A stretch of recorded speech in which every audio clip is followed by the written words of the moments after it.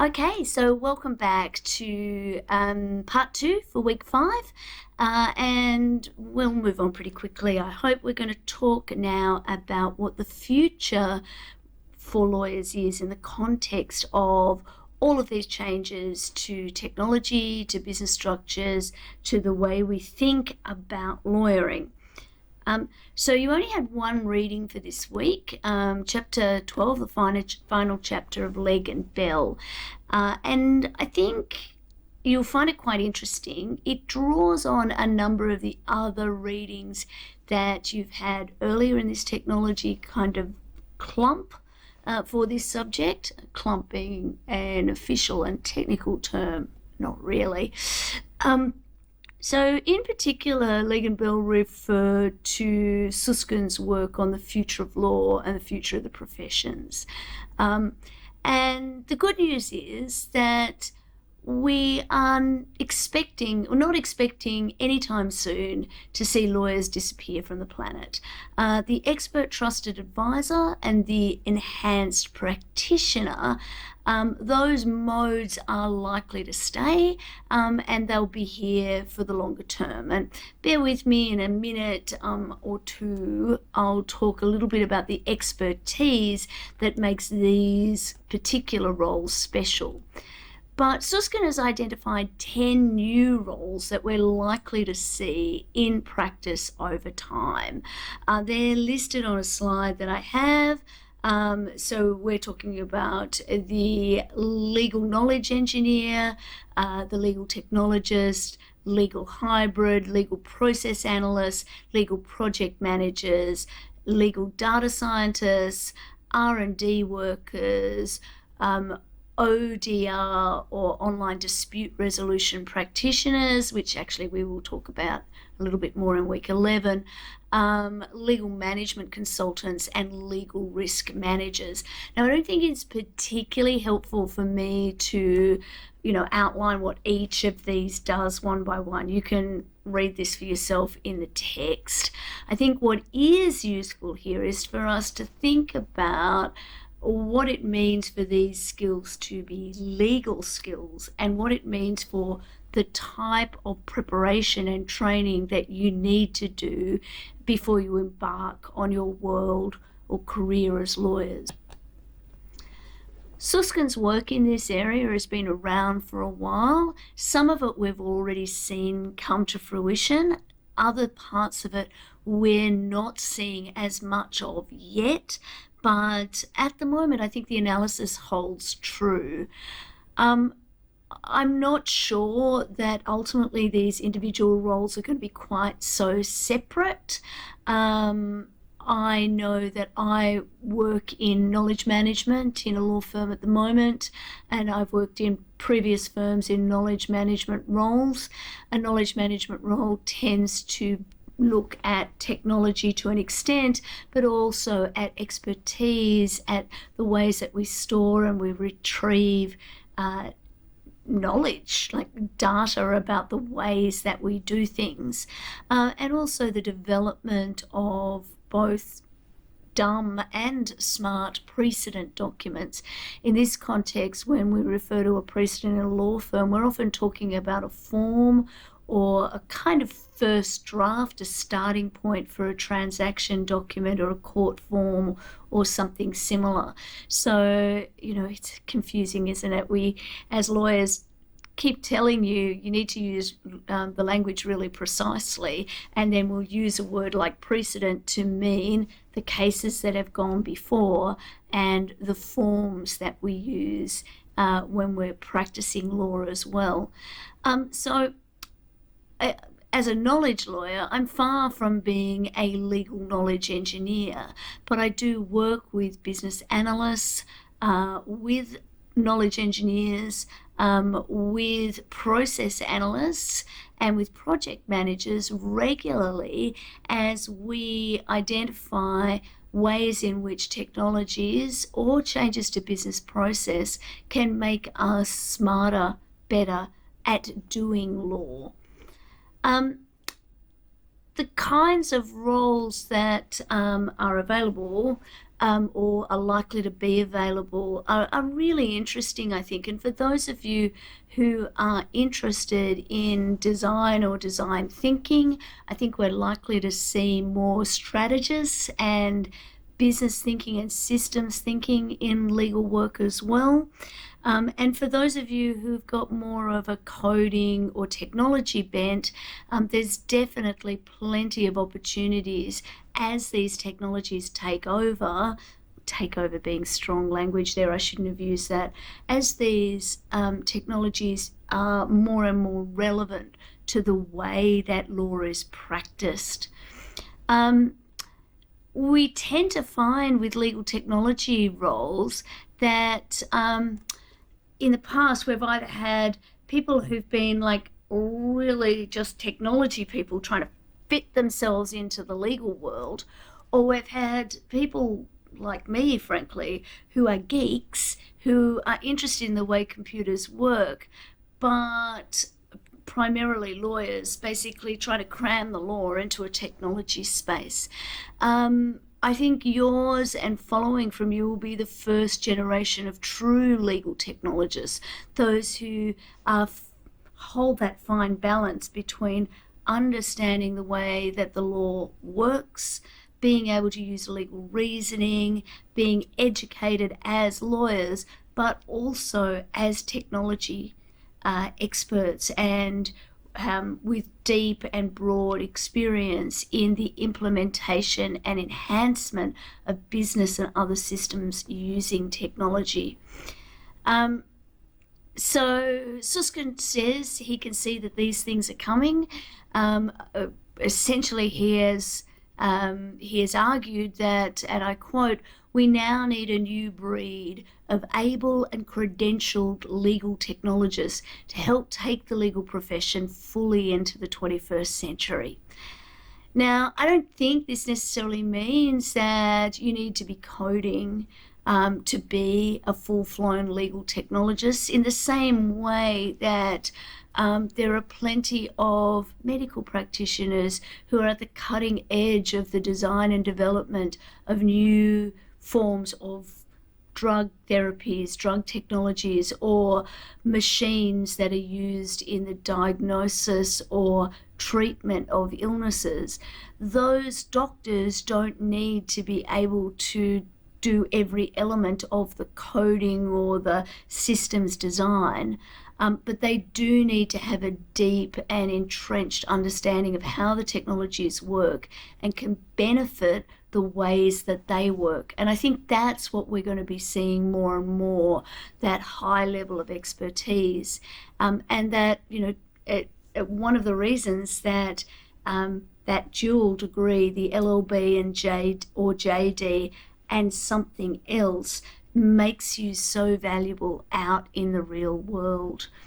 I think the other piece that's worth noting in particular on this slide is this idea of the legal risk manager. Susskind argued here that the role of legal risk managers is actually probably the most urgent and the longest overdue. He says that conventional legal services are reactive in nature on the whole.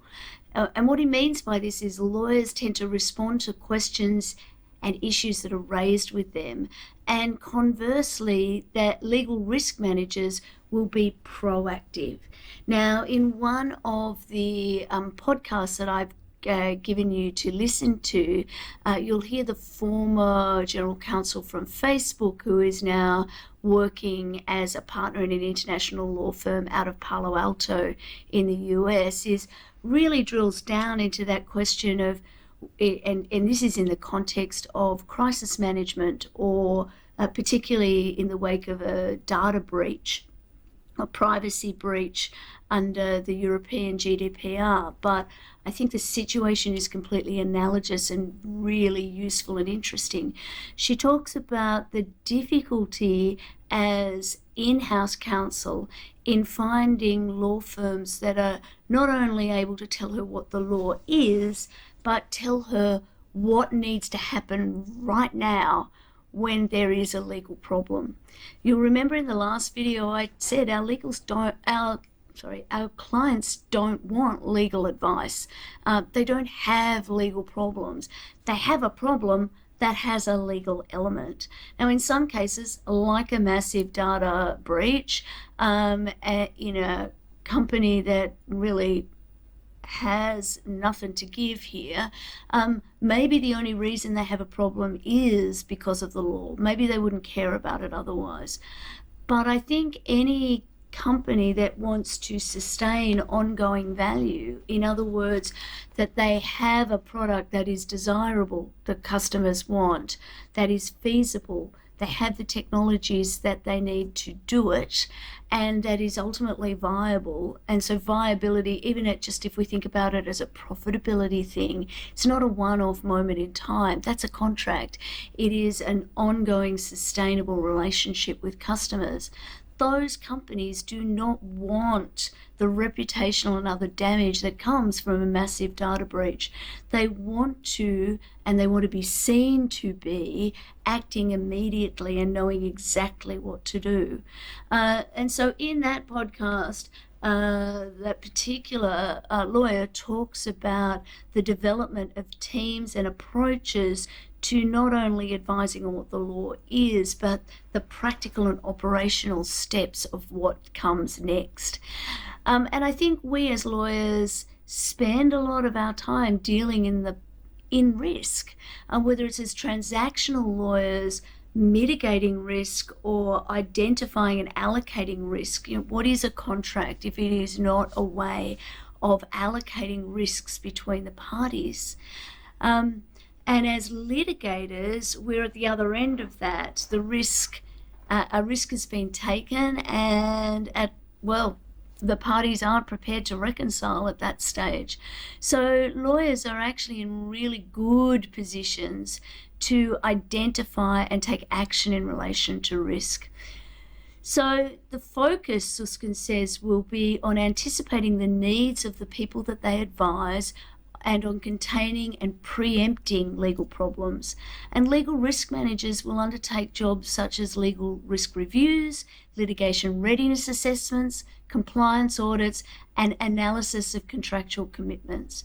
And over time, there is no doubt that AI will be able to recognize patterns and will be able to be trained to really take a large part of the grunt work out of doing those kind of tasks. I mentioned a minute ago that I wanted to talk briefly about what expertise is.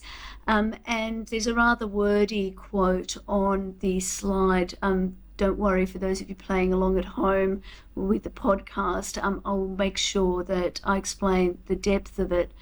But ultimately what Legg & Bell says, that lawyers, by their nature, they need to process convoluted sets of facts and circumstances.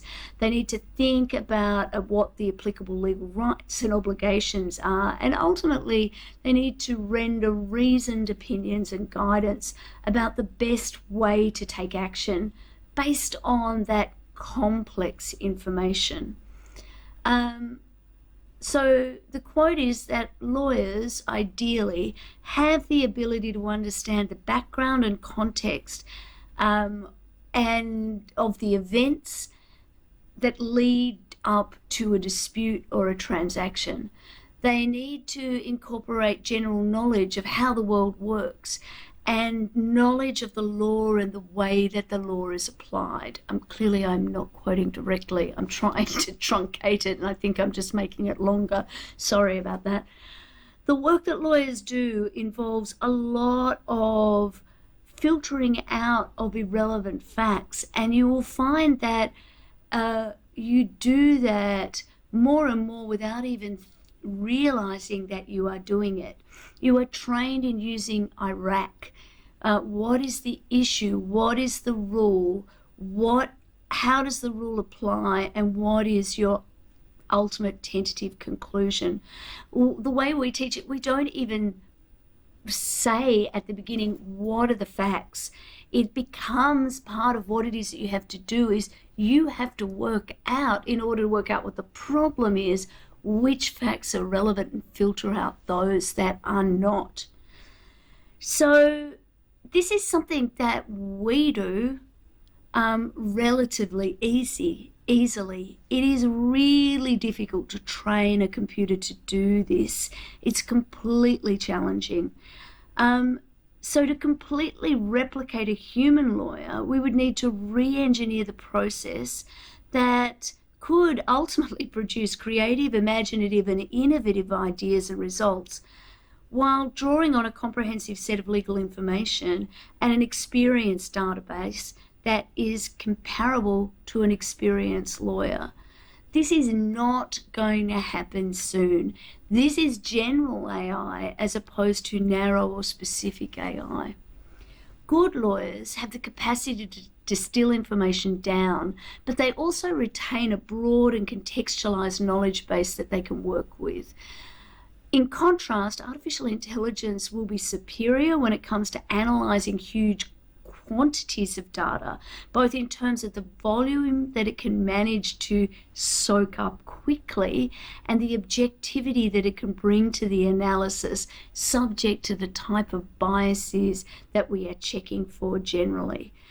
But whether anytime soon it's going to be able to replicate that creative, imaginative, innovative, pattern-based learning, the jury is well and truly out. Every pun intended. Leading-Bell also draw on some of Corinne Garella's work, and she talks about even more roles still. The roles that she talks about are on the slide that is in front of you, or beside me, I should say. Ultimately, these are jobs that are driven by the increased use of data, legal knowledge and engineering roles that are directly involved in automating legal work, knowledge management roles, which we've spoken about quite a bit already, legal product management roles, innovation and strategy, and of course, training and customer service roles. Many of the kinds of new roles that we're seeing in legal practice, the legal industry, mirror the kind of roles that are in industry generally, that maybe when we only thought about ourselves as a profession, were seen as a little bit, common, I guess. I think another thing that's worth touching on, and I'm really only going to touch on it very quickly, is that as the profession changes, we're seeing new ways of working as well. Of course, we've talked about online legal advice, so there's platforms where people can, without using a human lawyer at all, download legal documents or posit legal questions that can be answered. A virtual firm is not the same as an online firm, though it may in fact do all of its work online. Essentially, a virtual firm or a mobile or cloud-based firm is a legal practice that just doesn't have an office.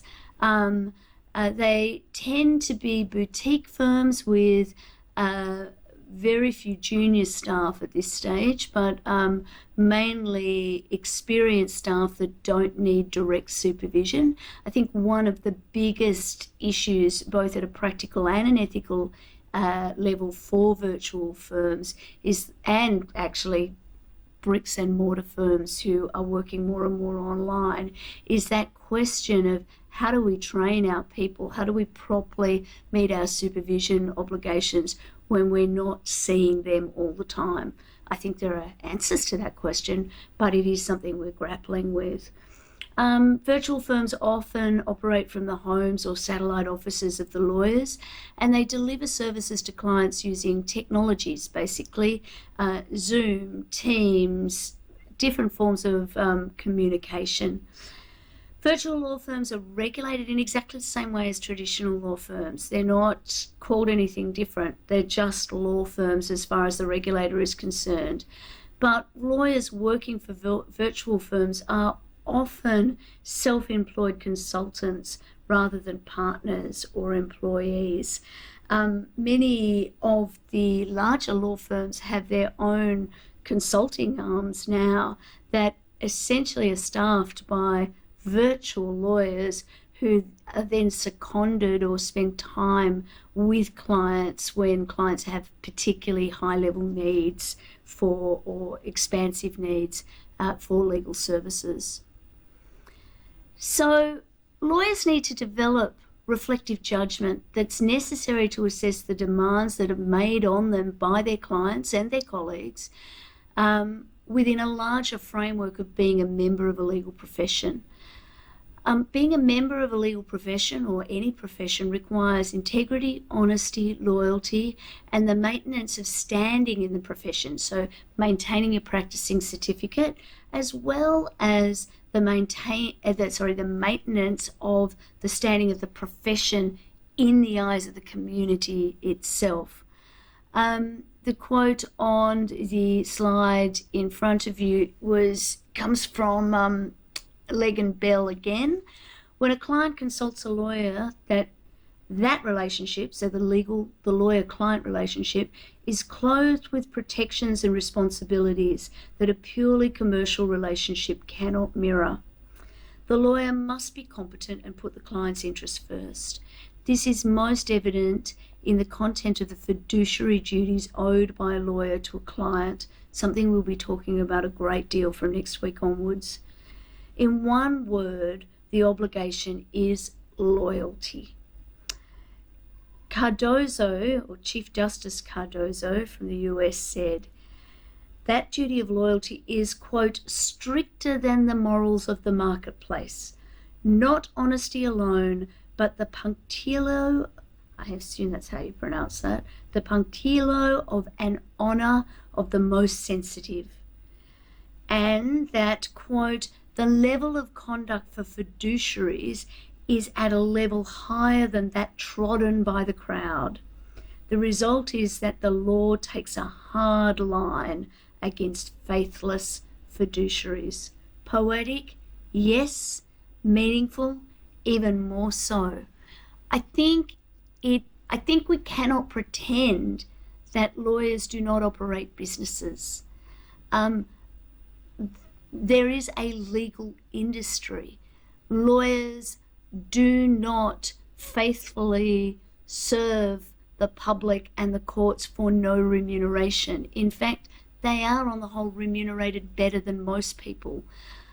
But at the same time, that doesn't mean that there can't be a legal industry and a legal profession. The extent to which one steps on top of the other may vary depending on the approach that one takes as an ethical person and the way that one sits with one's own value. But I think it is really important to recognize that we are still a profession and will continue to be so. Chief Justice Kiefel from the High Court of Australia has observed as follows. An ethical lawyer is not just one who has an awareness of a code of conduct and what can constitute a breach of that code. A guide to right conduct is provided by an understanding of the place of the profession in the legal system and therefore in society. So lawyers need to develop that reflective judgment we keep mentioning, that reflective judgment that is necessary to assess the demands that is made upon them by clients or colleagues at a particular time within a larger framework of being a member of the profession. And that profession, and I think I'm saying almost exactly what I said a couple of minutes ago, that profession requires integrity, honesty, loyalty, and the maintenance of standing of the profession in the eyes of the community. So we keep coming back to this kind of tug of war between the business of law and the profession of law on the other side. And lawyers do have a duty to serve the public interest. When a consumer uses AI legal products or AI legal services, or just legal services without a lawyer, they enter into a commercial relationship. Even with the added consumer protections that some jurisdictions will give that will prevent a purveyor of online legal services or AI services from taking advantage of the consumer, it remains a business transaction and only a business transaction.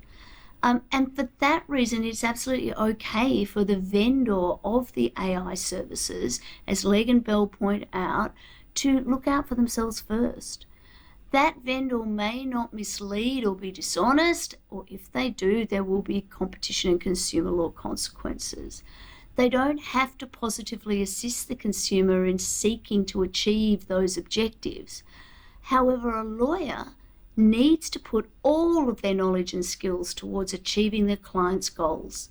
And as a consequence, the innovative AI legal product is not without risk for the lawyer. Consumers and society exchange lower protections in search of lower costs.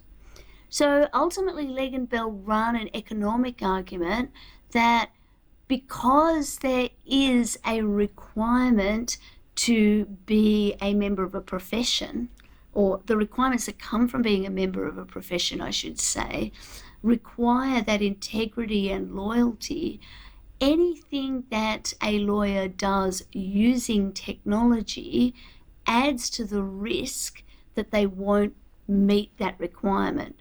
But there is a trade-off there because the things that they do can increase efficiency. Legg and Bell also look at the duties that the lawyers have to the court and the administration of justice, and of course to the benefit of society more generally, looking at the way that lawyers provide institutional protections to support the rule of law in a democratic society. So in basic terms, they say that lawyers strive for society that applies the law fairly and equally, and ensure that nobody is above the law, including lawyers, and nobody is without law. So ultimately, this is a very kind of lofty goal, isn't it? The aim ultimately is to achieve justice and avoid tyranny. Lawyers are part of the justice structure because we have a need for checks and balances in the justice structure. Lawyers enable lay people to obtain legal advice and to put their case or their transaction in the best possible manner. Lawyers stand between the state and the individual. It would be ridiculous, and Legg and Bell don't pretend otherwise, to say that this is a perfect system and that it operates perfectly. But they do question whether if we have AI products or services instead, will the vendors of those products, will they act in the same way? They won't have an obligation of public service, or they won't necessarily have an obligation to put public interest first. And they certainly haven't been putting the interests of the public ahead of their commercial interests. Lawyers' duties to both the administration of justice and to their client might actually conflict from time to time and require the lawyer to determine how to address those conflicts. We heard from one of the innovation people from the High Court of Singapore in the podcast that was prescribed as part of the reading, or included in part of the reading for last week. And one of the things I think is really interesting there is the extent to which the High Court of Singapore is already moving forward to emphasize the very human aspects of how this kind of conundrum should be addressed. I also think that as we really pull apart the reading here with Legg and Bell, it is worth standing back from it and identifying the underlying assumptions that sit behind it. In particular, that we won't ever see the vendors or coders of artificial intelligence or similar technologies take on the kind of responsibilities that lawyers take on. Another useful thing for your assignment from this week's reading is the analysis and the consideration that Legg and Bell give to the impact that human values have on both the way that we that will see AI being adopted, but also how AI will influence those human values. Susskind writes about this quite a bit as well, and I think you'll find those kind of questions around what this means for individual lawyers and for individual personalities quite useful as you think, particularly for your assignment, about what problems your technology might surface that aren't there as already. Change is hard, and as you've heard in a number of the interviews and podcasts, those kind of things that we've given you, that as a general rule, lawyers are not known for embracing uncertainty. I was just talking just a minute ago about how lawyers are quite good at recognizing and mitigating risks, but often that means that they're not good at taking risks themselves. And the change management piece, I think, is really, really interesting and something that we need to be thinking about. One of the reasons why people put so much faith in you guys, basically, you, the future of the profession, is we don't expect you to be stuck in your ways around the ways that we work and the way that you do things. It gets harder in many ways to change as you get older. Even just silly things like, I'll give you an example. I learned to type at high school, and I learned on a typewriter, and basically you would hit the full stop and 2 taps of the thumb on the space bar to put 2 spaces after every full stop. That is ingrained into my muscle memory. It's completely unnecessary these days. The technology will space out the sentences in the right way. It'll justify them if they need to be justified.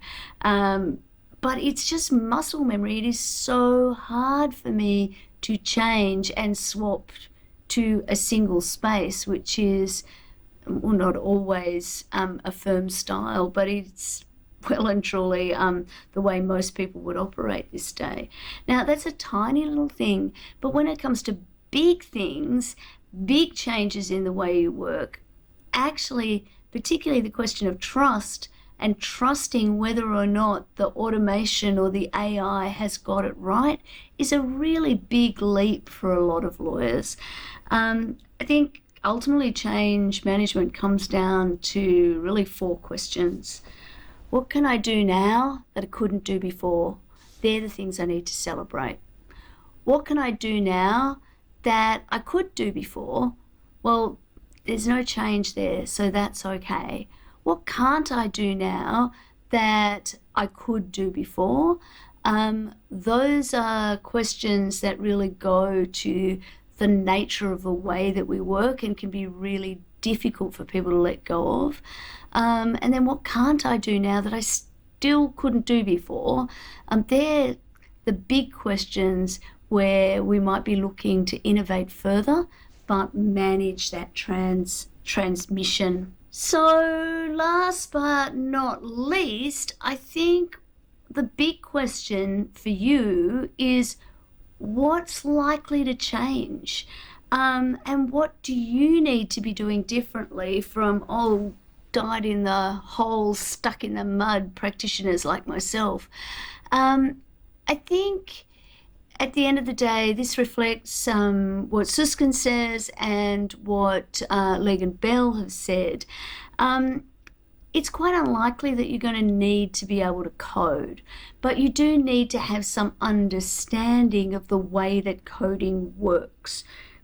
More and more technologies are being made available on a no-code basis. So putting together a chatbot or an automation of a legal document no longer requires you to be able to code, but you still need to be able to think logically.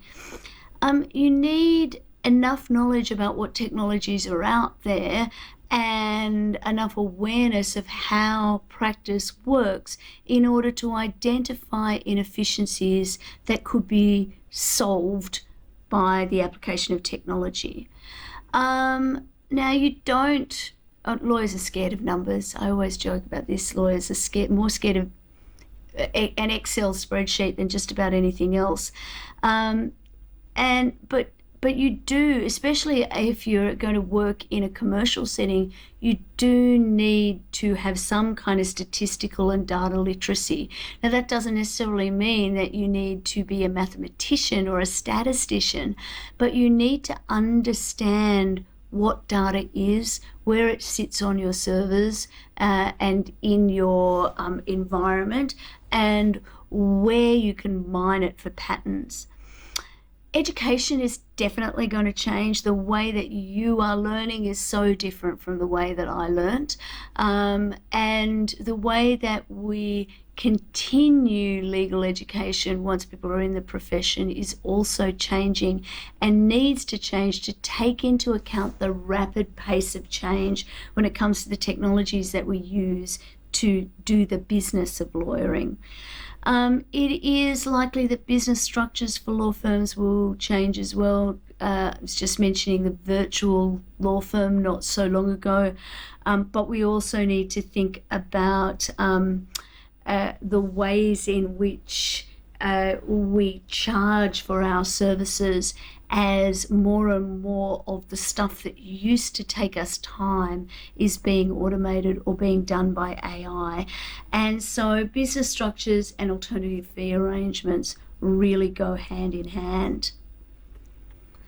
So this really keeps us asking this question of what does this mean for the future of legal practice, and are we seeing the death of the profession? Not to be dramatic or anything. I'm going to finish up with that very quickly in the last video, so I will see you there in just a minute.